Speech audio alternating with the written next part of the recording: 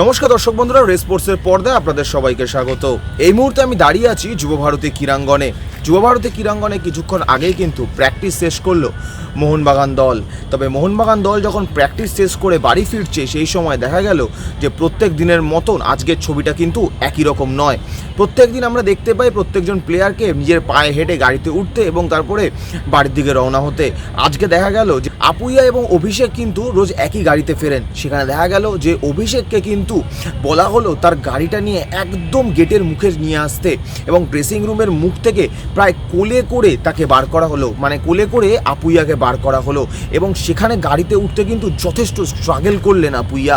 প্রায় এক পায়ের ওপরে ভর দিয়ে, কারোর কাঁধে ভর দিয়ে তিনি গাড়িতে উঠলেন এবং এখান থেকে কিন্তু বোঝা যাচ্ছে যে আপুইয়ার চোট গুরুতর, বেশ ব্যথা অনুভব করছেন তিনি। সূত্র মারফত খবর, আপুইয়ার চোট কিন্তু বেশ গুরুতর এবং আজকে আপুইয়াকে কিন্তু দেখা হবে যে তার মাসেল সোয়েলিং হচ্ছে কিনা এবং সেইখান থেকে দাঁড়িয়ে তার কোথায় চোট সেটা কিন্তু এখনও অবধি ডিটেক্ট করা না গেলেও হ্যামস্ট্রিং চোট হওয়ার সম্ভাবনাই বেশি, তবে হাঁটুতে চোটও হতে পারে।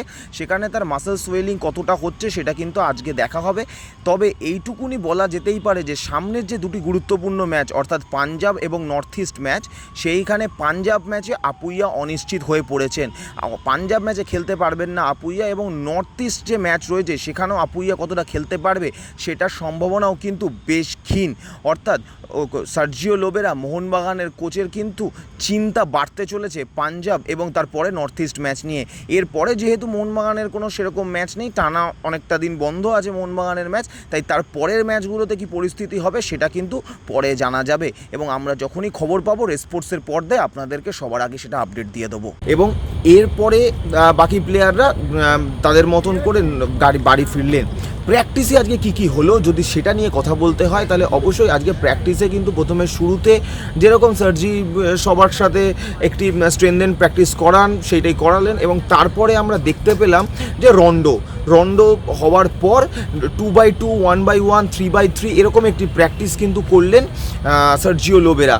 এই প্র্যাকটিসের সময় কিন্তু চোট পেলেন আপুইয়া। তবে এই প্র্যাকটিসের সময় আপুইয়ার চোট পাওয়া ছাড়াও আরেকটি খবর হলো যে প্রথমে প্র্যাকটিসের রন্ডোতে শুভাশিস বোস দলের সাথে থাকলেও এই প্র্যাকটিসটায় কিন্তু শুভাশিস বোস দলের সাথে ছিলেন না। শুধু দলের সাথে না থাকা নয়, তার সাথে সাথে তিনি কিন্তু তার থাই এটা বারবার করে দেখিয়ে নিচ্ছিলেন ফিজিওকে।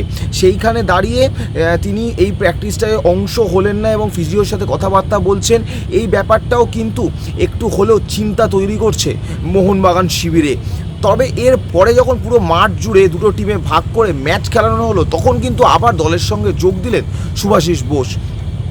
তবে এই ম্যাচে কিন্তু প্রথম 11 আগের দিন যেটা খেলানো হয়েছিল সেটা একদিকে থাকলেও আমরা দেখতে পেলাম যে একটি সাইডে কিন্তু আমায় রানাওয়াডে এবং কিয়ানকে এই টিমে অ্যাড করা হলো। উল্টো দিকে কিন্তু শুভাশিস এবং লিস্টন যেমন থাকা সেরকমই ছিলেন। তবে আপুইয়ার জায়গায় খেললেন দীপক টাংরি, সামনে কিন্তু স্ট্রাইকার হিসাবে ছিলেন জেমি ম্যাকলারেন এবং এই টিমেই কিন্তু খেলেছেন দিমিত্রিয়স পেত্রাতস। উল্টো দিকের টিমে কিন্তু মনবীর এবং কামিন্সকে দেখা গেল।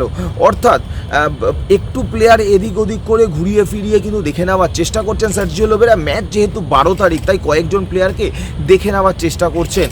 এই মুহূর্তে দাঁড়িয়ে আপুইয়ার চোট ছাড়া আর শুভাশিস বোসের ওই একটি প্র্যাকটিস না করা ছাড়া কোনো রকম কোনো খারাপ খবর নেই মোহনবাগান শিবিরে। বাকি শিবিরে যে অনুশীলন চলছে সেটা কিন্তু বেশ ফুরফুরে মেজাজে, যে গুমোট ভাব ছিল সেটা কিন্তু ওই সেদিনকের যে পেপটক যেটা দিয়েছিলেন সার্জিও লোবেরা তাতে কিন্তু মনে হচ্ছে বেশ কিছুটা কেটেছে।